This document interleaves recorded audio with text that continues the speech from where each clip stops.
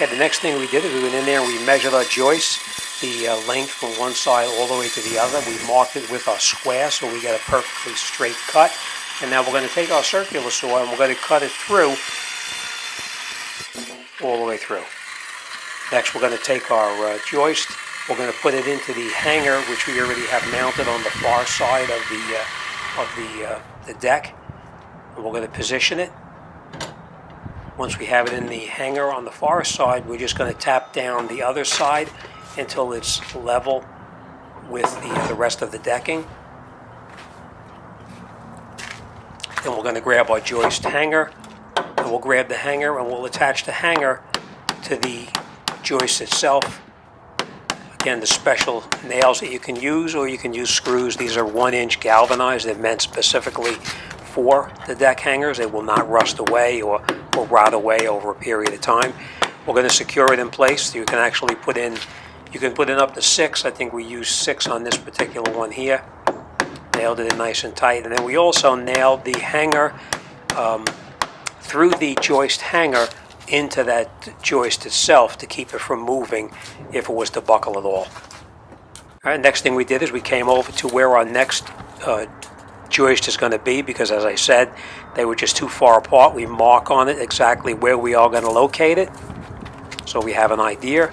Next we took a scrap piece of wood and we laid a scrap piece of wood against a piece of railing and laid it across the 2 existing joists in there so that we have it exactly the same height as those joists.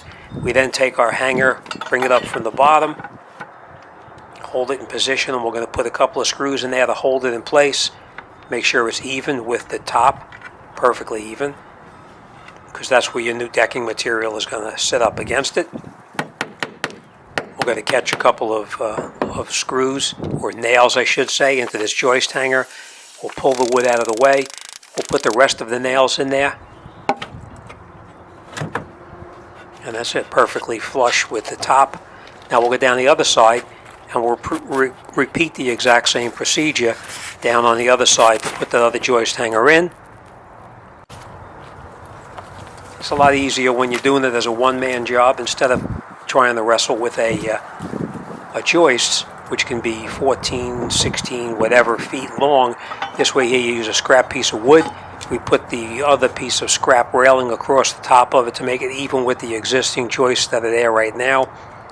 And then we nail our hanger in place. Once the hanger is in place, we'll remove the template that we have, and then we'll nail it up nice and tight, making sure that the top of the joist is even with the rest of them. Take your time, because you don't want to have anything that's a little bit crooked, because it'll definitely affect you when you try to put it all back together when you put the new deck boards on there. So we're going to nail it up tight. We'll slip it out of the way, and then we'll put in the other nails to secure that joist hanger into that opening so that it's nice and tight. Next we measured the length of the new joist that we're going to put in there. We marked it with our square so we have a perfectly straight line. And now we'll get our circular saw on it. We'll cut it straight off. Now, you probably want to have it as close as possible to the size of the opening. If you have a little 1/16 of an inch play in there, it's okay, but I try to cut it as tight as possible. I always like when the joists fit in there nice and tight and there's no movement whatsoever. And then, of course, through the joist hanger, we put a nail through the side of it to secure it to the joist, so that way in the future it'll never twist or move or anything like that.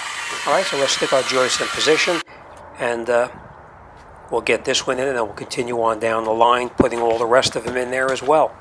When you're working with one person, it's always good to try to have a shortcut if you can by using that template that we have. Now we'll lay our joists in there into the hangers that we just put in. Once they're in there, we'll push it down as far as it'll go, and that's it. We'll get a couple of nails, and now we'll nail the new joist to the hanger, and we'll be set to continue. Okay, so now we have all the rest of the joists cut. You can see we put the other joist in that was further down, closer to the end of the deck.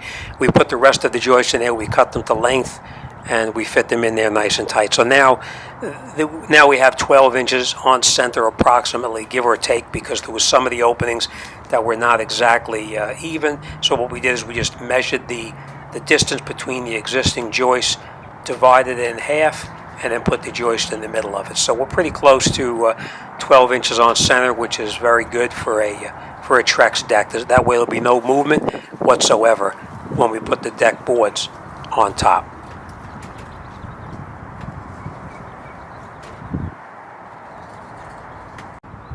Now this is looking at the deck obviously from the other side. You can see we still have some work to do on that step right there. We're going to take care of that and we'll get that all done. And of course we have that step on the other side. We need to do that as well. Now you can see down on the bottom where these joists come in over here, we used the timber lock screws on there. We used I think it was either a 5 or a 6 inch timber lock screw. Instead of putting a joist hanger on that side, we actually put the timber lock screws in there, and that'll hold it just as well. When you put in a 5 inch and you have the 1.5 inches, you got at least 3.5 inches screwed into the joist to hold it in place. All right, so we're getting pretty close now. Let's continue on the steps, and we'll go on the other side and we'll do that step. You can see now we cut the step to the size that we wanted. We shortened it a little shorter than it was. We put our reinforcement inside there. Again, that's approximately 12 inches on center as well, and you can see they line up just about evenly with the joists themselves. And of course we put some 4x4s down in the back over here just to secure the steps in, so that way there's no movement whatsoever on the steps with the change in the weather or the lifting of the deck when the ground freezes or the frost. So it's nice and tight. All right, everything is all put together here. Next, we're going to come over here and we're going to tackle this step over here, and we'll get this one done. Now, this one has got some real crazy angles on it, and you can see it's in pretty poor shape. So I'm thinking we're just going to take this off, throw it away, and start from scratch and make a new step here as well, because this is in pretty rough shape. We are going to put in a 4x4 block on the corner of it. We're going to use a metal cleat on the bottom to keep insects from getting into it again. And here you can see I framed it out, and I put that 4x4 with the metal cleat in it, and we secured it into the existing deck with those timber lock screws. I will tell you this, those angles on there were all hand cut, because the one corner you would think it would be an easy cut, but it wasn't. It was actually like a 30-degree cut, and we just couldn't do it on the table saw. We had to do it by hand. Okay, next we're going to attach the corner posts. As you can see, I put a piece of wood across this post right here just to mark the height, because I'm working here by myself. So this will hold the post in place at the correct height when we run our screws through it. Next, we took some joists and we cut them down to the width of the distance between the two joists here, which is actually, I think, 12.5 or 13 inches. So we cut 2 of them and we sandwiched them together. We put some screws through it to hold them together.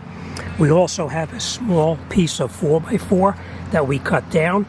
And of course we have our drill with a very long drill bit. We have our driver to drive the bolts through. And of course we have our 10-inch locks right there. And we have a couple of 5 or 4.5 inch as well. And of course we have a regular 3-inch. All right, so enough talking. Let's get in there and let's attach this corner post. Before I go, I just want to make sure we're going to actually use this level on that to make sure that it's both level, plumb, and that it's perfectly straight before we attach it permanently. All right, let's get in there and let's get started.